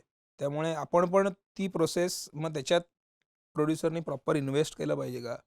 आणि मग मला तरी असं वाटतं, की म्हणजे एक खूप चांगला सिनेमा बनवण्यासाठी जे वेळ द्यावा काही लागेल. हा वेळ वेळ हा खूप महत्वाचा आहे. पटकन एक महिन्यात हे केलं आपण, 7-8 दिवसाआधी ऍक्टर लॉक केले आणि मग त्यांची हा जस्ट एक फुटकळस असं काहीतरी रिडिंग रीडिंग झालं केलं. आणि मग असं केलं पटकन 25 दिवसात फिल्म संपवली. असं सगळं न करता हं. ती प्रॉपर म्हणजे तिकडे तुम्ही पैसे घातले पाहिजेत, की हां, ही प्रोसेस ही महत्वाची आहे. इथे करेक्ट. आपलं जे आपल्याला विकायचं आहे, ते बनण्याची जी प्रोसेस आहे आणि तिकडेच जर आपण याच्यात एक मला प्रॉब्लेम काय वाटतो, हं, एकतर जे प्रोड्युसर असतात, ते इन्व्हेस्टर असतात हं, आणि त्यांनी एवढ्या-एवढ्या महिन्यांसाठी पैसे घेतलेले असतात. हं, म्हणजे काही-काही जे इन्व्हेस्टर्स असतात, त्यांनी असं केलेलं असतं, की 2 महिन्यांवर, 3 महिन्यांवर असे पैसे घेतलेले असतात. स्पेशली मराठी सिनेमांबद्दल मी सांगतोय. जे मी काही-काही प्रोड्युसर्सबरोबर काम केलं. त्यांचा एक प्रॉब्लेम असा असतो, की 2 महिन्यांसाठी, 3 महिन्यांसाठी त्यांनी पैसे घेतलेले असतात. आता इतके करोड जेव्हा ते घेतात, तेव्हा तेव्हा एकतर त्यांना स्टोरी आवडलेली असते आणि म्हणून ते प्रोसेस चालू करतात त्या पैशांची. आणि ते पैसे आल्यानंतर त्यांना असं असतं, की लवकरात लवकर आपण हा सिनेमा करावा. म्हणजे ॲटलीस्ट मेकिंग तरी करावी. रिलीज आपण थोड्या वेळाने केला तरी चालेल.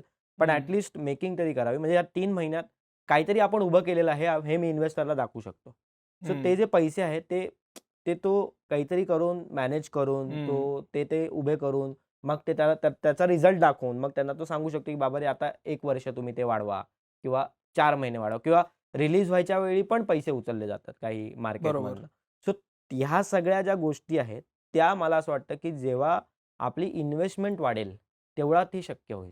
हं. कारण जेव्हा तुम्हाला एक लाँग प्रोसेस करायची असते एका हो. सिनेमाची, तेव्हा तुम्हाला सिनेमाला वेळ द्यावाच लागतो. हे तर मी मी तर कारण माझ्या मते जे कुठले मी ज्या दिग्दर्शकांबरोबर काम केलंय किंवा ज्या लेखकांबरोबर काम आपण केलंय, ॲक्टर्स बरोबर आपण काम केलंय, त्या सगळ्यांनाच असं हे तर नक्कीच वाटतं प्रामुख्याने, की आपल्याला थोडा अजून वेळ मिळाला वेळ मिळाला पाहिजे. पाहिजे.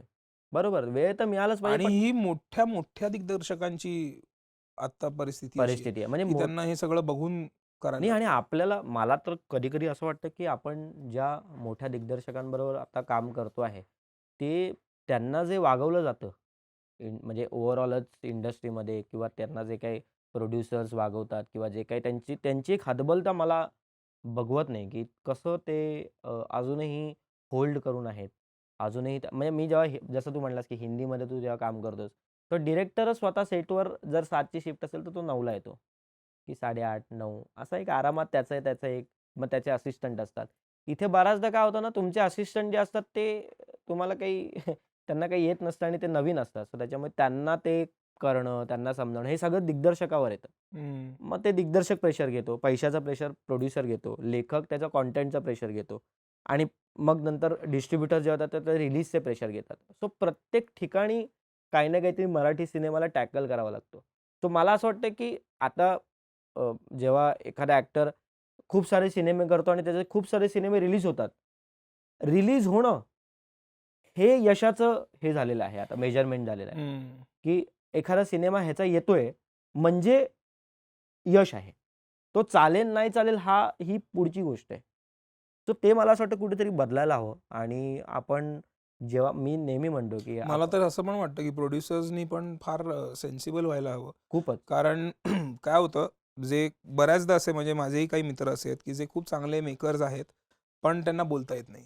हो, आणि ज्यांना मेकिंग करता येत नाही, ते बोलबच्चनमध्ये ऑन आहेत. हो. खरं त्यामुळे काय होतं ते बोलून बॅलन्स होत नाही तो. हां, त्यामुळे जर प्रोड्युसरला फिल्म मेकिंगची जाण नसेल, हं. इन जनरल फिल्म कशी काय, स्क्रीन प्ले हे ते ऐकून अंदाज घेणं काय कुठे कसं होणार आहे, पैसे कसे कुठे काय लागणार आहेत. आपण आपलं बघ ना, आपलं लगेच चालू होतं बघ, हं. की एखादा सीन ऐकला, तर आपल्याला त्याच्यातला काहीतरी एलिमेंट वाटला, "अरे बापरे! अरे हे सगळं करायला म्हणजे ह्याला बजेट लागणार." एकदा बजेट लागणार. हो, लेखक लिहून ठेवतो, पण ते पटकन प्रोड्युसरच्या डोक्यात नाही येणार. पण आपल्याला पटकन येतं, "अरे बापरे! इथे एवढी मोठी बोट आहे का? बरोबर. मग ते बोटीचं सगळं कसं होणार आहे?" असं हं. का तर त्या सगळ्या मायन्यूट गोष्टी ह्या रीडिंगमध्ये पण प्रोड्युसरला कळणं, गरजेचं म्हणजे आहे. तेवढी सुज्ञता मला असं वाटतं प्रोड्युसर्सने मुंबई पण लोकलच्या बाळगली वेळेस पाहिजे. जसं मी पहिल्यांदा स्क्रिप्ट ऐकलं होतं, तेव्हा मी रायटरना आणि म्हणजे अभिजित सरांना मी म्हटलं होतं, की आणि निलेश सरांना जे प्रोड्युसर आहेत त्यांना मी म्हटलं होतं, की ही ट्रेन अशीच उभी राहणार आहे का? हं. कारण ती ट्रेन उभं राहणं कारण हो. ती एकतर 2000-2004 काळातली ट्रेन आहे आणि आणि ती ती ट्रेन आता नाहीच अवेलेबल नाहीच आहे. आहे अवेलेबल. DC local. तर ती तशी दिसणं, हो. लाकडे सीट्स असणं, लाकडे हँडल्स असणं, त्याच्यावर ते ब्राउन कलरचं ते स्त्रियांसाठी वगैरे ते सगळे पोस्टर्स तसे दिसणार आहेत का? तर ते म्हणाले, "हो, आपण ते तसं करू." आणि त्याच्यावर त्यांनी एक वेगळा खर्च केला. हो. म्हणजे या लिमिटेड बजेटमध्ये त्यांनी एक खर्च असा ठेवला की नाही, मुंबई लोकल ही खरंच जुनी दिसली पाहिजे आणि तो एक नॉस्टॅल्जिया लोकांना वाटला पाहिजे. बरोबर. सो त्या नॉस्टॅल्जियासाठी त्यांनी खर्च केला. सो हे अंडरस्टँडिंग असणं, की किती किती गोष्टी गरजेच्या आहेत. आणि मला असं वाटतं ना, की मराठी सिनेमात लिमिटेड बजेट असण्याचं एक ॲडव्हांटेज काय आहे, की आपण योग्य दिशेने खर्च करतो. हं. जे हवंय त्याच्यावरच खर्च केला जातो. आणि बरोबर. मग काय होतं ना, शेवटी तुम्ही सिनेमा मेकिंग झाल्यानंतर तुमचा मार्केटिंगचा, पी-आरचा जो खर्च आहे तो लिमिटेड होऊन जातो. म्हणजे हं. डिस्ट्रिब्युशनचा एक वेगळा खर्च, मार्केटिंगचा एक वेगळा खर्च, ते पी-आर आणि सोशल मीडियाचा एक वेगळा खर्च. सो तो खर्च पण लोकांनी बजेटमध्ये ठेवला पाहिजे. तो नंतर सिनेमा आल्यानंतर आता काय करूया? आता कसं करूया? तर ते हो. ते सगळं अंडरस्टँडिंग असणं, की काय इम्पोर्टंट आहे, कुठे जाणं, कुठे पैसे जातायत, हे सगळ्यांचा अभ्यास करणं फार गरजेचं आहे. आणि त्याच्यासाठी मला असं वाटतं, की वर्कशॉप केले पाहिजे. जसं ॲक्टर्सचे वर्कशॉप होतात ना, तसं हं. प्रोड्युसरचे हो, हो, हो. आणि रायटर्सचे असे लेजिटिमेट कोर्सेस आहेत हां, मग तसं काहीतरी फिल्म केलं पाहिजे. प्रोड्युसिंगचे. हो, हो, हो. कारण ते प्रोड्यूस करणं म्हणजे काय आहे? ही एक खूप मोठं. जबाबदारी हो, आहे. हो, हो. लोकांना असं वाटतं, की फक्त फायनान्स केलं म्हणजे प्रोड्यूस केलं, असं नसतं. प्रोड्यूस टू प्रोड्यूस म्हणजे हो, काहीतरी हो, तुम्ही हो. निर्माण करताय. हो. हे कळलं पाहिजे. त्याच्याबद्दल तुम्हाला काहीतरी वाटलं पाहिजे. म्हणजे जसं बरोबर. ॲक्टर्सना वाटतं, की भाई माझा हा रोल फार भारी आला हो, आला पाहिजे हो, किंवा हो. ही लाईन आहे अशी लिहिली आहे, तर मी अशी ती डिलिव्हर करतो. तर तसं प्रोड्युसरला पण आपल्या प्रोजेक्टबद्दल वाटलं पाहिजे, की नाही बॉस, ही माझी फिल्म आहे. हो. ही माझी आहे. तर ते कुठेतरी मला असं वाटतं, की मराठी सिनेमा आणि ट्रू. थोडा मोठा होत जाईल. वाह! वाह! काय क्या बोललो यार. बात है! हां. तर आता मनमीतला हां. मी एक महत्त्वाचा प्रश्न विचारतो, अरे यार! की मनमीत उत्तम ॲक्टर आहे, उत्तम डान्सर आहे. तो इतका फ्लेक्सिबल आहे, की म्हणजे हां, अशी फालतूगिरी तो करत असतो मध्ये-मध्ये. तुला ना मी माझ्या मते अ, प्रत्येक अभिनेत्याला असं हवं असतं, की एका इंटरव्ह्यूअरनी त्याला हे विचारावं. हं. पण आपल्याकडे काय माहीत का विचारत नाहीत एवढ्या डिटेलमध्ये. ते जात नाही डिटेलमध्ये. त्या हां, अभिनयाबद्दल काय खूप विचारतात. वरवरचं. मजा काय केली? तुम्हाला ही फिल्म करून कसं वाटलं? मजा काय केली? फिल्म करून चांगलं वाटलं. पैसे मिळाले. मग चांगलं वाटलं. मग तुमचा मनमीत बरोबर काम करण्याचा एक्सपिरियन्स कसा होता?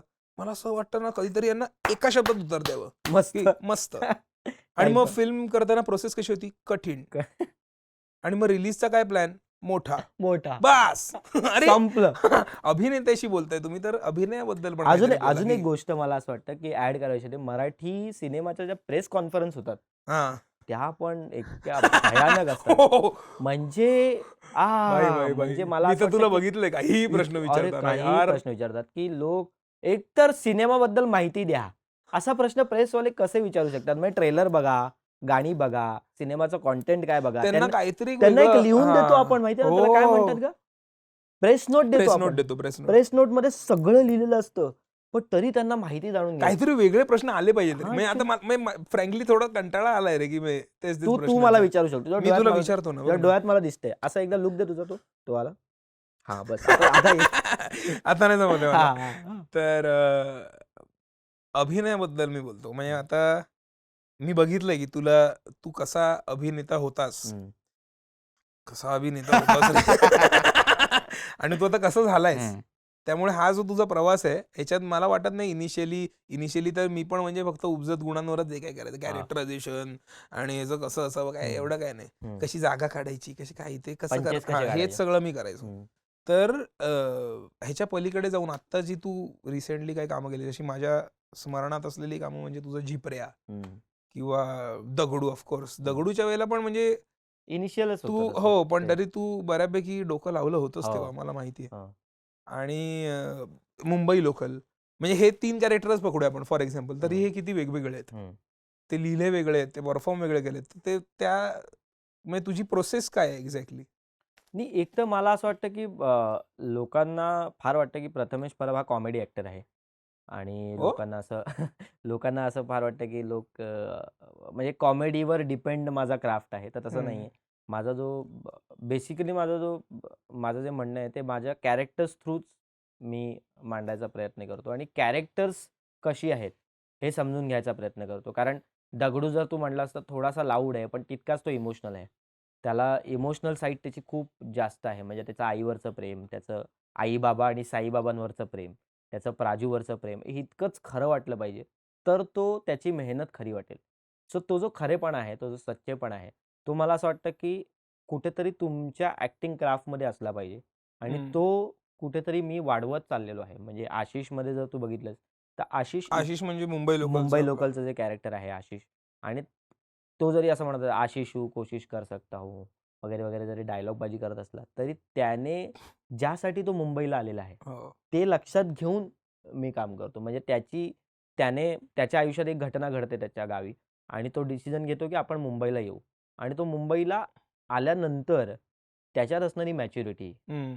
मग मॅच्युरिटी बरोबर म्हणजे मस्ती पण असते. ज्या गोष्टी गिवन नाहीयेत त्या हां. गोष्टींचाही विचार विचार करून करणं, की काम करावं त्याची लागतं. त्याची पार्श्वभूमी लक्षात घेऊन तुम्ही कसं त्याला डेव्हलप करताय आणि त्याच्यात बरोबर. तुम्ही किती रिअल अप्रोच ठेवताय. कारण मला असं वाटतं पर्सनली, की सिनेमात तुम्ही जेव्हा काम करता, तेव्हा एक रिअल अप्रोच असणं फार गरजेचं आहे. हम्म. कारण तुम्ही किती जागा काढताय, किती पंचेस काढताय, ह्याच्यावर तुमचं काम जज होत नाही. तुम्ही किती तिथे आहात, बरोबर. तुम्ही कसे आहात. कारण नो डाऊट काही लोकांचा फॉर्मॅट काही हा, लोकांचे जर फिल्मचा पॅटर्न असतो, तो फॉर्मच वेगळा असेल फॉर्म तर. कधी-कधी वेगळा असतो, तर तेव्हा ते तसं काम करावं लागतं. बरोबर. जसं मी आणि सिद्धार्थ जाधवने एक फिल्म केलेली आहे सुसाटमध्ये. तर तिकडे तर आम्ही फुल कॉमेडीज केलेली आहे, मजा-मस्ती केलेली आहे. पण अशा सिनेमांमध्ये जेव्हा आपण काम करतो, जसं मुंबई लोकल आहे, तशा सिनेमांमध्ये तुम्हाला ते कॅरेक्टर फक्त बॉडीली नाही, तर मेंटली आणि मनाने पण कळायला पाहिजे. हम्म. तुम्ही कसे जाताय त्याच्यात, तुम्ही किती त्याच्या जवळ जाताय, हे फार गरजेचं आहे. म्हणजे हम्म. मी जेव्हा मिस नायगावला बघतो, आता टीझरमध्ये पण लोक फार इंटरेस्टिंगली त्याच्यावर कमेंट करतात, की ते जे बघणं आहे ते आम्हाला फार आवडतंय. हम्म. तर ते जे बघणं आहे, ते एका मॅच्युअर मुलाचं वाटलं पाहिजे. बरोबर. ते असं नाही वाटलं पाहिजे, की अल्लड पोरगा आहे आणि तो कॉलेजचा कोणतरी पोरगा आहे आणि तो बघतोय. पण ते मॅच्युअर असताना सुद्धा त्याच्यात इनोसन्स मेंटेन ठेवला पाहिजे. हे हम्म. बॅलन्स करणं जे आहे ना, ते फार कठीण आहे ॲक्टर हम्म. म्हणून, की तुम्हाला त्याच्या प्रेमात पण पाडायचंय, पण तुम्हाला असं पण नाही पाडायचं, की अरे, ह्या प्रेमात पडला म्हणजे कॉलेजचा लल्लू पोरगा. पंजू नाही वाटलं हां. पाहिजे तो. तो असं वाटलं, की अरे, मी जर जॉबला जात असेन आणि मला जर हम्म. मुलगी आवडली, तर मी असंच तिच्याकडे बघीन. हम्म. सो ते छोटे-छोटे जे जागा आहेत, जागा म्हणण्यापेक्षा छोट्या-छोट्या त्याच्या डोक्याने जाणं, हे फार मला गरजेचं आहे. आणि मी हम्म. नेहमी ते विचार करतो, की तू प्रथमेश म्हणून नाही, तर आशिष म्हणून किती त्याच्या जवळ जाऊ शकतोस, की बाबा रे, आशिष असता तर काय केलं असतं? आशिष जेव्हा दर्शनला भेटतो, जीतला भेटतो, तेव्हा तो कसा भेटेल? तो कसा हम्म. वागेल? मग त्याच्यात त्या तिघांच्या गँगमध्ये हा एक जो आहे तो जरा मला रिस्पॉन्सिबल वाटतो, तर तो कसा असेल? त्याच्याशी बोलताना ते दोघं कसे बोलतील? ह्या सगळ्या गोष्टींचा जर विचार केला ना, तर ते कॅरेक्टर बरोबर. डेव्हलपमेंट होते आणि मग तो एक उभा राहतो, की अरे हां, आशिष हा असा असेल. म्हणजे झिपऱ्यामध्ये तर आम्ही भाई जिब्र्यामध्ये काय-काय तर तुझा नाही केलंय. वेगळाच रोल होता. काय-काय नाही केलंय आम्ही. म्हणजे त्या फिल्मसाठी मी ॲक्चुअल जे अ, गंजेडे असतात तिकडे बसलेले, म्हणजे ते जे काय पत्ते-बित्ते खेळत असतात, सगळे बापरे. ते मारत असतात. तिकडे आम्ही बसलोय. मी एक शॉटमध्ये मी असं ते मारलं भाई, मला उलटी झाली.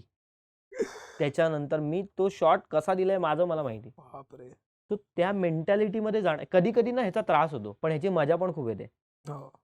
तर तुम्ही ॲक्टर म्हणून काहीतरी ऍक्टर म्हणून ऍक्च्युली तेच मला वाटतं आपल्या सगळ्यात प्लस पॉईंट, काहीतरी की आपण we explore can go into any skin. काहीतरी एक्सप्लोर करायला मिळतं ना, की काहीतरी वेगळं केलं यार, काहीतरी हो. मजा आली. आणि तेच मला असं वाटतं, की तेच ॲक्टर म्हणून नेहमी करायचे. आणि तुम्ही जेव्हा तुमचे आदर्श असे असतात, लक्ष्मीकांत बेर्डे म्हणा किंवा अशोक सराफ म्हणा किंवा अ, इरफान खान म्हणा किंवा बरोबर. शाहरुख खान म्हणा, असे वेगवेगळ्या प्रकारचे सगळे तुमचे आदर्श. आपले. सगळ्यांना आपण म्हणजे हो. इरफानजींचा एक वेगळा फॉर्म आहे, दैवत. लक्ष्मीकांत बेर्डेंचा एक वेगळा आहे, मग अशोक मामांचा एक वेगळा आहे, मग शाहरुख खानचा एक वेगळा आहे. हो. तर ह्या सगळ्यांना जर तुम्हाला आदर्श मानायचं असेल, तर ते ज्या प्रकारे अप्रोच करतात कॅरेक्टरला, हे समजून घेणं फार गरजेचं आहे. आणि मला अजून एक असं वाटतं, की आपल्या पिढीला ना इतके ऑप्शन्स आहेत, की तुम्ही त्यांचं काम बघून, त्यांचा अप्रोच बघून तुम्ही तुमच्या कामात ते खूप आणू शिकू शकता. शकतो. हो, हो. तर ते शिकणं कुठे ॲक्टरने थांबवलं नाही पाहिजे. आणि आय होप की असंच मी पुढे पण शिकत राहीन. आणि तुझं पण कौतुक आहे कारण तू नाटकात वेगळं काम करतोस, सिनेमात वेगळं काम करतोस. तर ते कसं जमवतोस? म्हणजे मला आठवतं की तू जबरदस्ती मला नाटकाला घेऊन जाते. "अरे चल ना पत्या, ह्यांचं नाटक बघूया, त्यांचं नाटक बघूया, त्यांचं हे बघूया, त्यांचं ते बघूया." कारण मी त्यात थोडा सिनेमा आणि त्याच्यात मी थोडासा जास्त रमतो. हो. पण हा मुलगा मला जबरदस्ती नाटकाला घेऊन जातो आणि म्हणतो की "नाही, नाही, नाही, हे बघ, हे बघ, हे बघ, असं बघ." तर तुझं ते बॅलन्स कसं तू साधतोस? बॅलन्स म्हणजे हे बघ तसं बघायला गेलं ना तर फार सोपं आहे ते. हं. लोकांनी त्याला जरा कठीण करून ठेवलंय बोलून तसं, की नाटकात वेगळ्या प्रकारचा अभिनय असतो, फिल्ममध्ये वेगळ्या प्रकारचा अभिनय असतो, जे खरं आहे. खरंय, खरंय. ते खरंच वेगळा आहे. असतोच अर्थातच, कारण की तो अख्खा तुम्ही तिकडे अख्खी बॉडीनी बोलायला लागतं हं, तुम्हाला आणि ते सगळं रंजक पाहिजे. हं, तो बॅलन्स साधणं जे आहे ना, हं, मला वाटतं ते तुम्हाला प्रत्येक माध्यमाचं गणित कळलं ना, हं, त्याच्यानंतर तो बॅलन्स साधणं जरा सोपं असतं. हं, तुम्ही कम्प्लिटली दोन्ही माध्यमांमध्ये कम्प्लिटली इन्स्टिंक्टवर डिपेंडंट राहू नाही शकत. हं. त्यामुळे नाटकाची काही वेगळी गणित आहेत, फिल्मची काही वेगळी गणित आहेत, नाटकाच्या ह्युमरची काही वेगळी गणित आहेत. हं. करेक्ट. नाटकाचा ह्युमर हा खूप रिॲक्शन बेस्ड ह्युमर असतो हं, आणि फिल्मचा ह्युमर जो आहे ना, तो खूप इतका रिॲक्शन बेस्ड नाहीये हं. खरं तर. तो खूप रिअल मला झोनला वाटतं तो जाणारा आहे. रायटरवर जास्त डिपेंड करतो. जो सिनेमाचा जो किंवा सिच्युएशनवर एखाद्या. हो. हं, पण बहुतांशी नाटकांमध्ये तू बघशील, कुठल्याही सीरियस नाटकामध्ये सुद्धा फार्सिकल इतकी रिॲक्शन नसते. हं. पण एखादा विनोद जर झाला, तर त्याच्यावर एक साजेशी रिॲक्शन समोरच्याला द्यावीच लागते. लागते. कारण तरच की तो तरच तो साकार फुटतो. तशी लोकांना सवयच तशी आहे. हं, मी भरपूर प्रयत्न केलेत. म्हणजे मी करतच असतो, की काहीतरी वेगळ्या प्रकारे हं, कारण की मी त्याच्यात बिलीव्ह करतो, की ऑडियन्स पण ग्रो झाला पाहिजे. हं, हळू त्यांनाही वेगळ्या प्रकारचा अभिनय अशाही अभिनयामार्फत ह्युमर क्रिएट होऊ शकतो, असं त्यांना कळलं पाहिजे, असं हं, त्यांना जाणवलं पाहिजे. त्यामुळे माझे आदर्श प्रशांत सर, भरत सर हे सगळे असले, तरी मी त्याच्याही पलीकडे जाऊन काहीतरी करायचा प्रयत्न तरी करत असतो. हं. म्हणजे नाटकात माझं मत आहे, की प्रत्येक अभिनेत्याने ना नाटकात हे काम केलंच केलंच पाहिजे. पाहिजे. खरंय. ते का सांगतो? आत्ताच्या ॲक्टर्सचा मेजर प्रॉब्लेम ज्यांच्यावर मी काम करतो ना, ते मला जाणवतो, की त्यांचं ना लिसनिंग नसतं हं, आणि ते बिलकुलच सीनमध्ये प्रेझेंट नसतात. हं. नाटकामुळे या दोन्ही गोष्टींची सवय लागते तुम्हाला. कधी काही होऊ शकतं हां. नाटकात. करेक्ट. त्यामुळे मी इव्हन मध्ये पण मला असं झालेलं, की मी फार मेकॅनिकल होतोय. एक फार अनपॉप्युलर ओपिनियन आहे माझं, हं, की नाटकात म्हणजे कमर्शियल नाटकात एस्पेशली ॲक्टर स्टॅग्नंट होतो. हं. होतोच. हो. तुम्ही 300 प्रयोग जेव्हा तेच करता ना, त्याच्यानंतर तुमच्यात स्टॅग्नन्सी म्हणजे इन व्हॉट सेन्स, की तुमची बॉडी लँग्वेज, हं, तुमची बोलण्याची पद्धत, तुमचं ह्युमर काढायची पद्धत, एक पद्धत बनून जाते. हं. त्याच्यातनं बाहेर पडणं फार कठीण असतं, कारण की तुम्ही ते 300 वेळा केलेलं असतं. बरोबर. त्यामुळे ते ब्रेक करणं माझ्यासाठी सगळ्यात मोठा टास्क असतो. हं, जेव्हा तो बॅलन्स साधायचा असतो. त्यामुळे त्याच्यासाठी आता मी कसं करतो, आता मी स्वतःला असा विश्वास देऊन ठेवलाय, की मला माहीत नाही मी पुढे काय करणार आहे हं. आणि मी काही करतो. करेक्ट. म्हणजे तो फ्रेशनेस टिकवण्यासाठी ते तसं करावं लागतं. पण ते मी फिल्ममध्ये नाही करत. हं.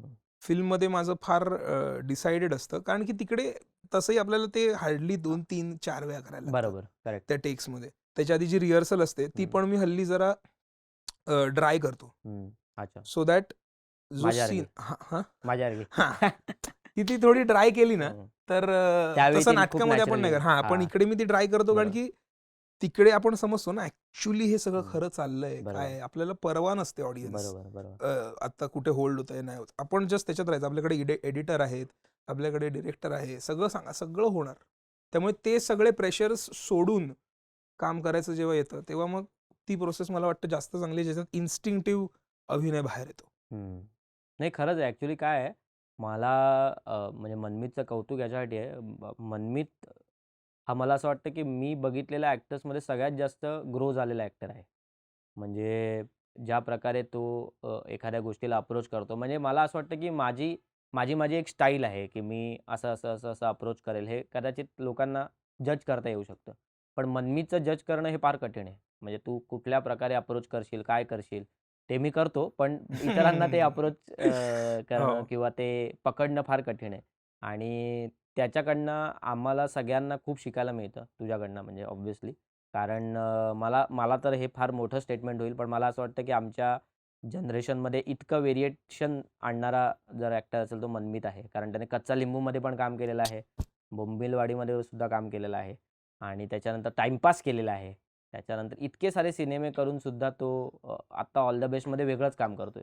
हो. तर ते मला फार कौतुकास्पद वाटतं आणि एक एक मला अभिमान याच्यासाठी पण आहे, की तो माझा छोटा भाऊ आहे आणि त्याच्यावर माझं खूप खूप जास्त प्रेम आहे.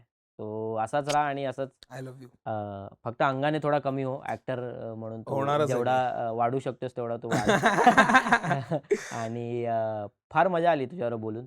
मस्त वाटलं. पण मला एक एक शेवटचं फक्त मला आहेच सांग. का अजून? बरं. एक एक एक एक 1 शेवटचा तास 20 मिनिटाचं करू आपण. एक शेवटचा येस. मला तर तू बोलताना तसं जाणवलं की एक असं असं कुठलं पात्र आहे किंवा अशी कुठली म्हणजे आता फॉर एक्झाम्पल माझं मी सांगेन तुला, मला एक सेन्सिबल कॅरेक्टर प्ले करायचं आहे. मला जी काही कॅरेक्टर्स आता ऑफर होतात ते त्यांचं काय आता म्हणू ते थोडे तरी ते येडे असतात. कारण की कॉमेडी असतात. हा एक कॉमेडी असेल तर त्याच्यातनं- मनमीतला घे वगैरे, हे हा, सगळं मला हा. ते पटत नाही फार. हो मलाही थोडं नाही पटत ते. हा.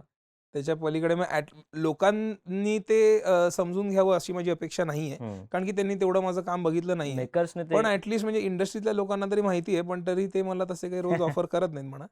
पण मला तसं एखादं सेन्सिबल मुलाचं किंवा म्हणजे त्याचं ह्युमर जरी कॉमेडी असलं तरी पण ते जर सेन्सिबल आहे तर तसाही माझ्याकडे स्टॉक आहे. तसंही मी करू शकतो. तसंही मी करू शकतो. फक्त त्याच्यात मला थांबावं लागेल की आता हे सेन्सिबल होत नाहीये, जरा नॉर्मल. हो. मला मनमीची आळ एक घालायला. घाणेरडी सवय आहे. मनमीत आधी पंच काढतो आणि नंतर त्याला लॉजिक देतो. म्हणजे प्रोसेसच उलटी आहे. आधी पंचेस काढायचे, मग पंचेस मध्ये ते कॅरेक्टर बसवायचं आणि मग मी त्याला विचारतो, त्याच्यानंतर तो म्हणतो नाही नाही काय आहे पत्या, त्याच्यात एक पंच सांग ज्याचं मी तुला लॉजिक नाही दिलंय. जाऊ दे, तो फारच फालतू पंच दाखवू पण शकत नाही. संतोष शर्मा याचं लॉजिक नाही नाही दिलं. नाही, फारच फालतू. आणि त्याचे लॉजिक्स पण फालतू असतात, त्याच्यामुळे जाऊ दे. अरे विनोद आहे तो. हा बरोबर. हा तर तसं तुला कुठलं कॅरेक्टर असं आहे जे तुला प्ले करायला आवडेल? मला असं वाटतं की एखादं स्पोर्ट्स पर्सनचं कॅरेक्टर मला करायला मिळालं तर खूप भारी होईल. कारण एकतर मला आतून असं मी खूप स्पोर्ट्स आणि या क्रिकेट क्रिकेट वेडा.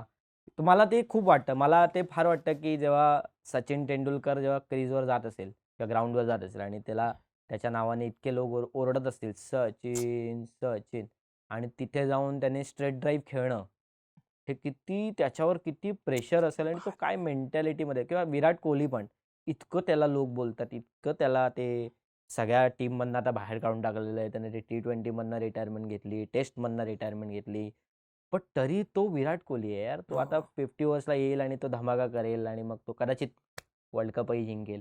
तर ते जे प्रेशर आहे ना, ते प्रेशर मला घ्यायचंय एक ऍक्टर म्हणून, की ते काय मेंटॅलिटीला असतील. पण तू प्रेशर घेतोस? हां, म्हणजे थोडंसं मला असं वाटतं, की बघ काय असतं ना, एक प्रेशर 2 प्रकारचे प्रेशर असतात. एक प्रेशर असतं जे आपण घेतो आणि एक प्रेशर आपल्याला येतं. सो आपण जे घेतो ते वाईट असतं आणि येतं ते चांगलं असतं. येतंचे जे म्हणजे आपल्याला नाटक करताना जे प्रेशर येतं ना, की अरे यार, आता नाटकाचं हे करायचंय, ते करायचंय. मग ते चांगलं होतं. आणि जेव्हा आपण ते घ्यायला लागतो ना, की अरे यार, आता काय करायचं? मी ऍक्च्युली या मताचा होतो तू म्हणतोयस त्या, पण लेटली मी जरा त्याच्यातनं बाहेर पडलोय. म्हणजे आता मला प्रयोगाच्या आधी जराही प्रेशर येत नाही. म्हणजे ते करून तुला काय असतं, करून नाही प्रश्न आहे. म्हणजे कसं ऑल द बेस्ट तू करतोयस ना आता, तर कदाचित तू दुसरं नाटक जेव्हा करशील तेव्हा ते प्रेशर परत येईल.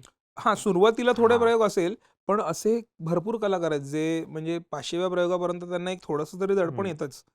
पण मला असं वाटतं की म्हणजे दडपण न ठेवता केलं जर आपण कुठलंही काम केलं, म्हणजे काय दडपण, कसलं दडपण, म्हणजे असं जर त्याच्याकडे बघितलं लोकांचा विचार न करता, तर माझ्या मते जेव्हा मी लोकांचा विचार नाही करत ना, तेव्हा माझ्यातनं जे बाहेर पडतं ना ते काहीतरी वेगळं आहे. आणि हे प्रशांत सरांकडनं मी शिकलोय. प्रशांत सरांना एकदा विचारलं होतं की सर, म्हणजे तुम्हाला 3 तास तुम्ही स्टेजवर असे वावरता, तर तेव्हा तुम्हाला म्हणजे प्रेशर किंवा काय असं जाणवत नाही का? असं मला तर म्हणजे मी बाथरूमला जाऊन आलो तरी मला थोडा वेळ असं वाटतच असतं एंट्री येईपर्यंत की मला बाथरूम येते का. त्यामुळे मग ते काय करतात, तर ते मला म्हणाले की अरे, सगळ्यात डोक्याने फ्री मी स्टेजवरच असतो. प्रेशर मी बाहेर घेतो. पुढच्या तारखा कधी, कोणाचं पाकिट दिलं, सगळ्यांचं झालं ना, हा यांना ऍड द्यायची आहे, हे बघ. बोललो वाव यार. तर ते म्हणाले की म्हणजे ज्यासाठी लोक पैसे देऊन येत आहेत तुम्हाला बघायला, तर त्या वेळेलाच तुम्ही जर त्याचं दडपण घेतलं तर मग त्या पैशांना जस्टिस मिळेल का? बरोबर. तर नाही. त्यामुळे आपलं काम आणि सचिन सरांचं काम हे ऍक्च्युली तेच आहे की लाखो लोक जरी तुमच्याकडे बघत असतील तरी तुमच्याकडे कोणीच बघत नाही असं काम तुम्हाला करायचं. करेक्ट. कदाचित त्याच्यामुळे ते मास्टर झाले असतील. तर सुरुवात या बोल भिडू बालखनी सेगमेंटची मी केली होती येस आणि बापरे अगं एकदम आरजे सारखं बोलायला वेगळंच झालं. पण काय काय आरजे वेगळं असंच बोलतात. हां. नमस्कार सुरुवात मी केली तुमच्या होती सगळ्यांचं स्वागत आहे. आणि आता शेवट हा प्रथमेश परब करणार आहे. येस. तर खूप मला असं वाटतं की तुम्हाला आवडलेलं असेल आमच्या ह्या गप्पा आणि फार गप्पा असे आम्ही खूप दिवसांनी मारलेले हो आहेत यार. आणि त्याचं नाटक सुरू आहे. माझ्या असं सिनेमांचं प्रमोशन आणि इतर कामं सुरू आहेत आणि आता लग्न झाल्यामुळे फार मित्रांना भेटता येत नाही. तर त्याच्यामुळे आम्ही असे खूप दिवसांनी भेटलेलो आहोत आणि मजा आली बोलून आणि थँक सो मच बोलबिडूला की त्यांनी आम्हाला मुंबई लोकलचं प्रमोशन करायला दिलं आणि येस. त्यानिमित्तानं आमची जी फ्रेंडशिप आहे ती लोकांना हे बघा आम्ही हेही पाळतोय. हेही आमचं हेही इतकं आमचं प्रेम सेम आहे. हेही आमचं सेम आहे. हेही हे सेम आहे. आम्ही हेही आणि सेम आहे. आता आम्ही ऍक्च्युली खूप लांब आहोत. हां. या आपण त्यांना बाय असं बोलूया येस, इकडे. Yes, yes. इकडे. हे आमचं नेहमीची पोझिशन ही आमची ही नेहमीची आहे. पोझिशन आहे. सो हां. ओके. ओके मित्रांनो. येस. तर आज या सेगमेंटची सांगता करताना आमच्या डोळ्यात पाणी येत आहे कारण आमचं गप्पा मारून पोट जरी भरलेलं असलं तरी मन भरलेलं नाहीये आणि आता जाता प्रमोशन करायचं. प्रमोशन मुंबई लोकल हा सिनेमा आमचा येतो आहे 1 ऑगस्टपासून तुमच्या जवळच्या स्थानकावर. तर प्लीज चित्रपटगृह हां, चित्रपटगृहात म्हणजे चित्रपटगृहात लोक तुम्ही स्टेशनवर जाते. आता तिकडे पण टीव्ही आलेत ना. तर तुम्ही प्लीज जा थिएटरमध्ये आणि खूप हा सिनेमा एन्जॉय करा. ही जी आमची मस्ती आहे, धमाल आहे ती तुम्हाला बघायला मिळणार आहे आणि खूप सारं प्रेम द्या यार मराठी सिनेमाला. खूप सारे सिनेमे येत आहेत त्या दिवशी. तर प्लीज सगळ्या मराठी सिनेमांना प्रेम द्या. हां, प्लीज आणि जा आणि तिकीट काढून हा सिनेमा बघा. म्हणजे आम्ही खूप सारे सिनेमे करू असेच आणि आमची जोडी तुम्हाला अशीच बघायला मिळत राहील. Yes. Love you. Love you to.